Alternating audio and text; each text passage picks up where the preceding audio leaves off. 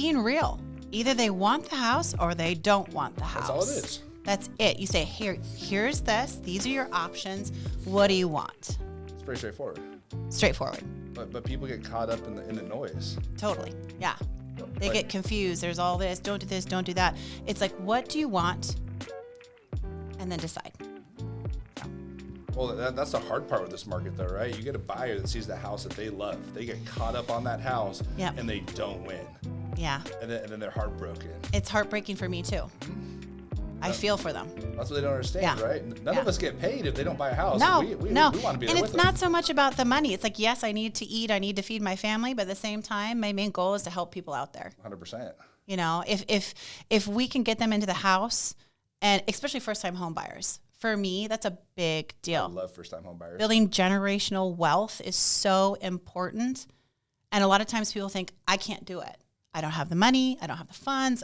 My family's never done it. They've never bought a house. They're not shown the way. How many first-time home buyers did you last year? Probably about 15. Okay. Yeah. So that's a good that's a lot of people that you got to help out. It's my passion. It really is. I feel for them, especially because, you know, growing up, we didn't have that much money. Middle class, you know, my parents, you know, they worked really hard. But at the same time, you know, if someone doesn't teach you this whole business and how to invest and how to buy a property, you don't know where to turn. You have no idea, like, who to trust. You know, if someone just trying to sell me something, they just don't know.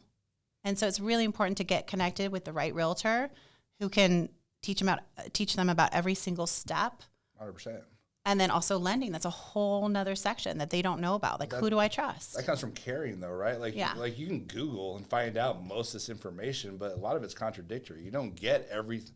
So option A will tell you one thing. Option B will tell you something else. And option C will be a whole different option. Yeah. But if they trust you, you're going to get them the right way, right? Like, that's kind of how that works. Well, and the other thing, too, is typically the people who are like, you can find them on the internet, they're the ones that are paying all the money. Right? So they're the ones that have the money. They might not necessarily care. They're a business. They're like, hey, let's get you in, get you out. They don't care. They're not going to call you again in 6 months, a year, 18 months. They won't remember your name. You're like, who are you? What? What's your name? They won't remember you. I had a client today. I refied her 6 months ago, cashed out refi for their wedding. Super stoked. They decided to enjoy life, racked up a ton more credit, and they hit me up, and they're like, can we refinance again with you? Like, how many times can we do that? And I'm like, well, it might not make sense, but let's look at it, because I'm not just going to give you a loan if it doesn't make sense. Right. Like, I know plenty of people write a loan and be like, cool, that's great, but you actually set them up for failure in the next 5 years, 10 years. Decisions you make on real estate isn't just like a job. You can quit your job and start tomorrow. Yeah. Real estate, you can do a lot of bad things and great things with it too. Yeah. They need us to be able to help them with that, right? They do, yeah. And that's the thing, is like finding someone that you really trust. I think that's why a lot of referrals are really important. When someone says, hey, this person did a really good job for me, that goes a long way. 100%. So yeah, I'm in the business of referrals. Do you ask all your clients to give you an honest review on Google? Yes. It's extremely important. It's like, hey, if there was something I did wrong, please let me know. I will try to correct it, you know. But the main thing is, did you enjoy the experience? Did you get the house that you wanted, especially in this market? 100%. Like, you have to know how to negotiate and compete. You know, you could be the nicest realtor. You could be the family realtor. But if you don't know the ins and outs of how to get that offer accepted and negotiate, you're not going to get them the house. It'll take 15, 20, 30 times. That's an emotional roller coaster that people go through. And you, as the realtor, you have to know how to negotiate and get your client in. Maybe you have to write love letters. I mean, I've gotten probably 5 or 6 just this last year of my clients in because of love letters. When other people told them, don't do it. So I got my first house. Yeah. It's really important. Connecting with that seller or connecting with that agent is my job. And then selling my client.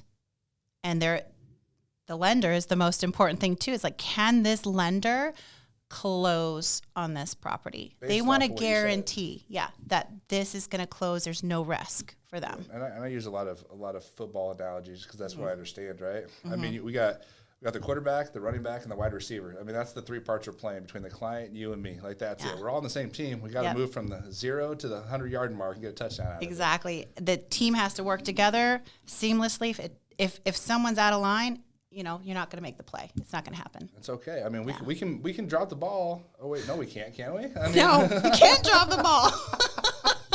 No fumbles. That's not an option? Okay, No. okay. No. I mean, there's a lot of online retailers. There's a lot of online agents that are just opening doors, right? Like that's a new kind of thing that's happened lately. Is, we got a consultant from them. How do you feel about that right now? There are certain agents that have specific jobs where they're just opening the doors. The problem with that is that when you're walking in with someone like that, they're not aware of every situation. They probably haven't looked at the financing situation. Let's say you walk into a building that's a major fixer. Well, there's certain financing that will work and won't work. 100%. If that agent doesn't look and check out like, hey, is this a cash-only property? Then you're wasting your time. You're walking that property with that person and they're not educating you on how to get, what type of loan you need to get that property under contract. So there's like the 203 key rehab loan and an FHA loan, which is extremely important for those who have an FHA loan and they need to rehab that property. That's where a lot of trust comes from a lender. That's why relationships are big for me, because your boots on the ground. You see that property. Yeah. And I always ask, what's some items that could be coming up in this appraisal so I can game plan for that? I mean, you guys got to negotiate it. You guys can go back and forth. This is going to be fixed before the appraisal comes out. But if you don't see that before that, and once it gets documented, I don't have a lot of avenues after that, right? Like that ties my hands to be able to solve those problems ahead of time. Exactly. I have one specific example of a client where she had been working with a previous realtor just briefly. She knew her, and she called her and she told her, oh, that property, you can't get that property, your FHA. And she called me, and she didn't have any exclusive agreement. So I said, yeah, sure, I can help you out. Let's try to get you this property. It's a multiple offer situation. She's competing against builders for this particular property in Marysville. Always fun. Yeah. And so I'm like, okay, well, let's go take a look at it. We can assess it and see what needs to be done. There was no stove. And the electrical was the wire was sticking out. And I'm like, you know what? Some of the siding had been ripped off. And I said, yeah, we can actually make this happen. Let me talk to the agent. I'll tell her, hey, I will personally go in there and fix it as long as I'm allowed by the seller and by everyone else to go in there and repair the window, the siding. I'll pop in a stove. And by doing those things, it'll pass appraisal. We're good. So as long as our offer is acceptable and we can beat the other competition in terms of our offer terms, and I go in there and I repair those things, they should accept our offer. There's no reason not to. And then the other side of the table in the negotiations, like, oh, they really actually want this house, right? They loved it. They weren't just a builder that was going to tear it down. It had been a family home for, probably 40 years. And they were gardeners. They loved this property. They really, really wanted it. I mean, they were first-time home buyers. They thought in their heads, there's no way we can get this, right? And we made it happen. But you don't get it if you don't try, though. You have to try. And that's why I always say, you don't know until you try. Write the love letter. Negotiate. In fact, the agent even called me and said, hey, sorry, the builder is getting this. I'm so sorry. And I called her back. I said, wait. You sent him a counter? Has he signed on the counter yet? Mm-hmm. She said, no. I said, retract that. We'll send you a better offer. Accept our offer. Yeah, let's go. And they did. Yeah, let's negotiate. Let's do this. I didn't take no for an answer. Mm-hmm. And that's the difference between certain agents who that's just experience. go, that's what that is. That's understanding. Yeah. Like my big mantra in life is, we don't work at the White House, and nobody's dying, and there's always a solution to the problem. Like those are my three things I repeat constantly. That's exactly right. There's always a solution. Like, how do we get over this hump? That's our job. We have all these moving pieces, all these people that we have to work with, and we know how to jump each hurdle to make a really successful transaction. 100%. That's the want. I mean, you have clients that need to be in there with you also. I have clients that I unfortunately have to fire or let go because they're unwilling to fight for themselves. Yeah. And I'm like, hey, I can't do more for you than you're willing to. Yeah. Have you had that situation ever Yes, happen? and they have to listen to our advice. We know we're in this business day in, day out. and they have to listen to our advice. I mean, they can have their own opinions and we'll do it their way. But at the same time, when we have recommendations like, hey, we really highly, highly recommend that you do X, Y, and Z, they should really listen to us. Otherwise, it's just going to be a repeat of lose, lose, lose, lose. And in this market, I mean, there's people always looking for deals. And I mean, I hear this one a lot. If you get a deal in this market, you're also going to be selling that same deal. Like if you live on a busy road and you got a deal 50 grand less than value, it's like, okay, well, you're also going to be selling it that way. Like you're not magically going to change the location. Like are those the type of things that when you're talking about coaching and teaching people they should listen to? So any property in my mind, when I take a look at it, can be fixed other than location. And that's why they always say location, location, location. That's the only thing that you can't change. You cannot change that. So we've got builders that can come in, repair things. You can flip it, hold on to it. I mean, right now in this current market, I think the smartest thing is for people to go in, pick up a property, fix it up, hold on to it. And that's the best investment right now, is to hold that property. Don't flip it and try to make a short profit. You're not, you'll make way more if you flip it, hold on to it, rent it out. That's the way to go right now. I have a buddy that I was just talking to business about, and he's like, well, my dad was telling me I should pay cash for everything that I buy. And I was like, okay, let me show you this. If you put 20 grand down on a $100,000 business, a little off top of mortgages, but ties in great with you, right? Or loans. And we, in 20 years, he could own 20 $100,000 businesses in 16 years leveraging debt. And it would be worth $500,000 a year in profit to him at the end of those 16 years. If he paid cash and recouped his investment on that, it would take him 33 years to accumulate the exact same amount of wealth. Yeah. And real estate's the exact same way. Yeah, exactly. Interest rates are low enough. It's ideal. Use a lender. Rates right now are going up, right? Everyone's They worried are. about that. What were rates 10 years ago? Do you remember? Gosh, 10 years ago, what was it? Was it like 4% 10 years ago? Four and a quarter. Yeah. And that was a great rate. We're talking low loan to that was like, value. wow. We're talking 800 plus. You're putting half down, right? Yeah. I think my parents paid like 8 or 9% interest rate. 8 or 9. Granted, the house was 90 grand, 100 grand. Right. So it's relative Right. in some aspects. Yeah. But I mean, 5% rate isn't bad as far as long term. But every 1% changes your payment $300, $400, $500, depending on how much you're buying. Yeah.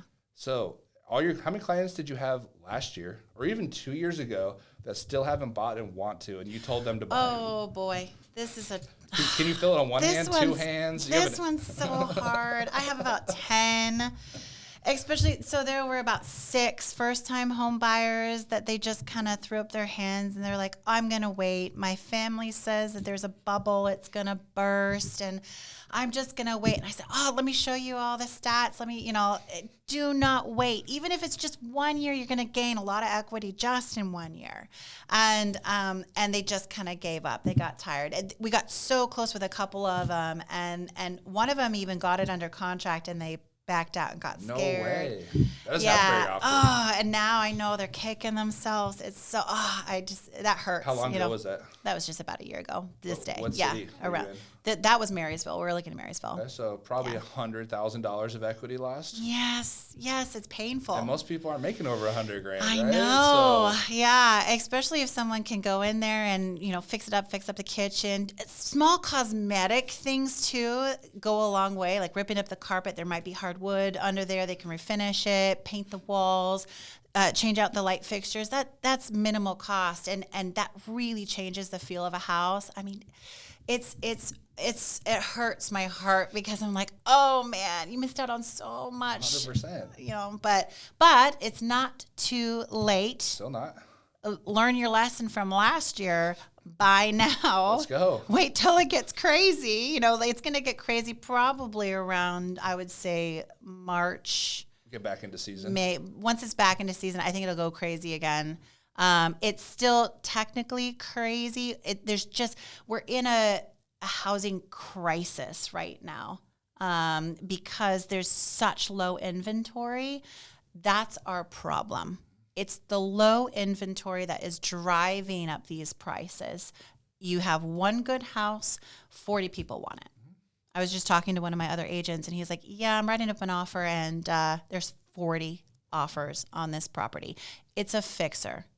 Green carpet, There's that old flowery wallpaper all over the walls. and that still needs a remodel. It needs a remodel. But people know that when they get that property and they go in and they do the few repairs that need to be done, just cosmetic, it's going to increase in 70, 80, 100, 150,000, depending on what type of property and where it's located. So I do a mortgage coach when I talk to clients. I talk about future equity. I look at appreciation. My report looks at all that. I mean, depending on the city, I take a 10-year average of appreciation. So people can visually see what their life looks like in 10 years, 5 years. And I know people can't really comprehend that. So I mean, I try to take them from, we're not talking about today. I want to look at your life over the next 10 years. I mean, I see your credit, I see your finances and what you're doing. I get real personal with them. Just so when it comes time to make decisions, they trust me enough. They're like, hey, this is what we talked about. This is where we're going. Yeah, I think it's really important when people can, I'm a visual learner. So when someone can explain numbers to me and show me on a graph and say, hey, this is this year, this is next year, this is where you're going to be in 5 years, 10 years. Being able to see that visually is so, so important. And it really is a game changer. It's a game changer when you can see how much you can profit over, 5, 10 years. It's extremely important. So you being able to do that and show them the numbers visually, it's extremely important, especially for someone like me who likes to see things on paper and see graphs. Most people are visual learners. I really think so. Yeah. Like I talk in numbers. That's all I do. It drives my wife insane. Yeah. I'm like, okay, so on Tuesday we got an appointment to do this. It's going to be like $75, but I'm going to save 10. I'm going to go buy this, and that's how I just talk. That's just what I do. Yeah. And everyone just glazes over and stares at me like, what did you say? All right, let me write it down. Let's talk about it. All right, cool. That's it.